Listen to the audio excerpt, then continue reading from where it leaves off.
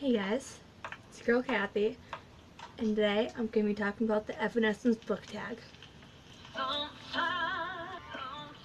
thought it'd be pretty cool to do something based off of one of the all-time favorite bands, and yeah, and book tags I've been doing lately have been really sparking some sort of popularity with the people that I've been tagging, and I hope that you guys will appreciate me doing this. So yeah, I got turned staring.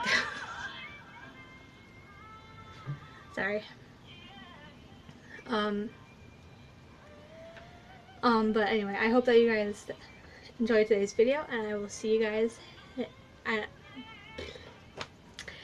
hope that you guys enjoyed today's video. I know, new haircut, new dude. When I'm recording this, it's legit the day after I got it done, and I'm still getting used to it still. So yeah, and it's Father's Day, so in case I do decide to post this on Father's Day, a happy Father's Day to all you fathers in the world. So yeah. And plus, I have my music on, so if you guys are wondering what the heck is going on, I'm improvising, so I'm trying something new that I haven't really done before. So if it's a little too loud, please comment below, and I will not do this again. So just giving you guys a warning, somewhat fair warning. So yeah, just want to give you guys a heads up. So yeah. The first prompt that I have is Imperfection. And it is a book with a couple of flaws in it.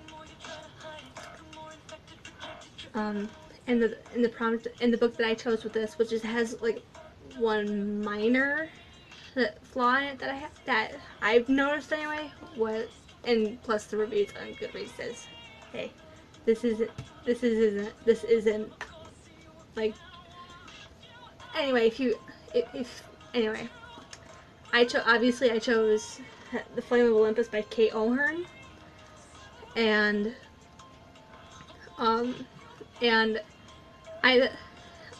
thought this was a great book overall. It's just the one minor flaw was what is the accidentally wrong people in the wrong mythology, because this is a Roman mythology based book, and I think one character was kind of messed up in it from according to Goodreads, but I could be wrong about that.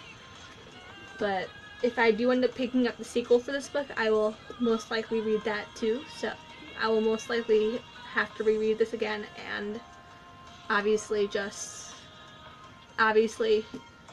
read this with the other books, because I think this is a 5-book series. So yeah.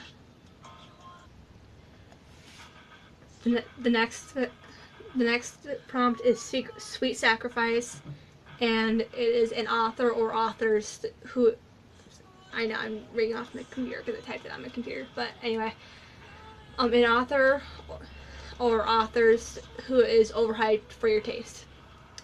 I have three answers for this, but one of them has an exception because I actually like Egypt mythology, and it's actually not really that hyped, but the author is. But anyway, back to the answer. But I have anything from Cassandra Clare, like from like the Shadowhunters universe, and I also have the Rick Riordan, depending on the book series, because this one, I don't think this one's very hyped, but anything from Sarah J. Maas, especially with the Court of Frost and Starlight, as well as the newest book that in her other well-known book series, which is, yes, I'm looking at the back of this book, and it's like this book series, whatever it may be. I think it's the Throne of Glass series, but yeah, as well as the Throne of Glass book series. but yeah, Sarah J. Maas can be hyped with clearly all of her books so far, as well as Lee Bardugo's Grishaverse. I tried reading Six of Crows. I personally didn't. I personally couldn't get into it, but I am gonna give her another chance with this book, with the DC universe, especially with her take on Wonder Woman. Because I love Wonder Woman, and Wonder Woman sucks. I know. Oh, I'm a fangirl. What do you expect me to do? But anyway, I am willing to give this book series a try. If I don't like the series, I'm not too worried about it. But I'm willing to give this book series a try if I have to, because I have seen Wonder Woman. I know the general idea of what's up. So yeah, these are my answers for this question. The next prompt is My Heart is Broken, a book that broke your emotions or can be very relatable. Oh yeah. Like, which meaning it will make you cry. But I found Queens of Geek to be the most relatable book to me personally. Yes, I don't have panic attacks, but I will. But I found this the most relatable out of all the books that I've read thus far. So yeah. And I might have not read this as fast as other people, depending on how fast you read the books, but I did read this, and this book is bae. I love this book, and if I find any more books with awesome autism representation, I will definitely pick them up and be like, my book, or my book. But yeah, this is definitely one of those books that I would definitely give 5 out of 5 stars, obviously. So yeah. The next prompt is what you want. Oh, that was another prompt, but anyway, obviously not. My bad. Anyway, the next prompt is what you want. A book with a bad boy in it. At first,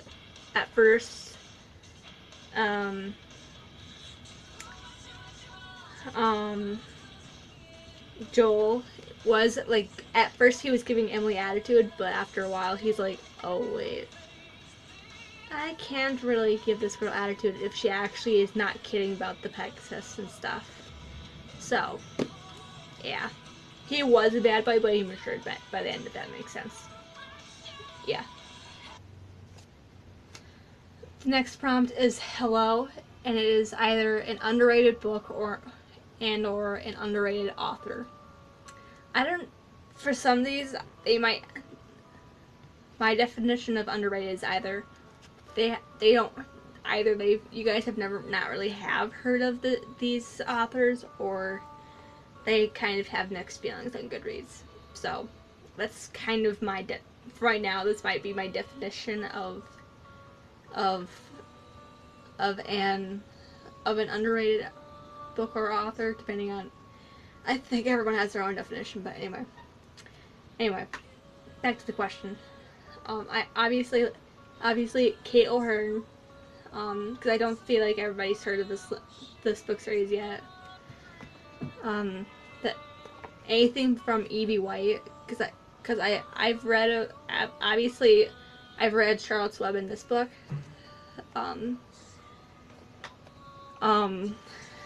Lisa McMahon, depending on who you read, depending on what book, depending on the book depending on your opinion and stuff, and Frank L. Baum, depending on who you ask, obviously. So yeah, that's just me personally, but obviously no one has to agree with me about it, but that's just personal preference. But yeah. The next prompt is Everybody's Fool, a book with a mean girl in it. I just put Melinda Jeffers from the Wake trilogy. Yeah, she's kind of the one that bullies Janie in the character, like in the book series. Even though she doesn't really make much of an appearance, that's just what I think. So, yeah, and she could pretend. I guess she could count as a mean girl, but I think that just depends on the people. So, yeah. The next question is going under a book with an abusive relationship in it. I could be, unless you count Janie's relationship with her mom as somewhat of an abusive relationship, where she pretty much drinks alcohol and hides in her room the entire time. Then I don't think I've read any other books with an abusive relationship in it. I could be wrong about that, knowing how I am. So, yeah. The next question is Lithum, an addicting book or books, depending on the people that you would read again. Part 1. Part 2. That was weird. But I would definitely read Queens of Geek and Everything again. I have to refresh myself with Everything because I just got the movie for it, and I'm gonna watch it when I go to Maine. So I'm probably gonna have to reread this again, Everything again. But at one point, I would definitely personally reread these two books again, and I would probably read The Flame of Olympus again if I wanted to, as well. So yeah, that's just me personally. So yeah. The final question is good enough the booktubers that you'd like to tag. I will probably leave who I'm gonna tag in the description, so I wouldn't have to worry about it, because at the moment I don't know who I want to tag yet.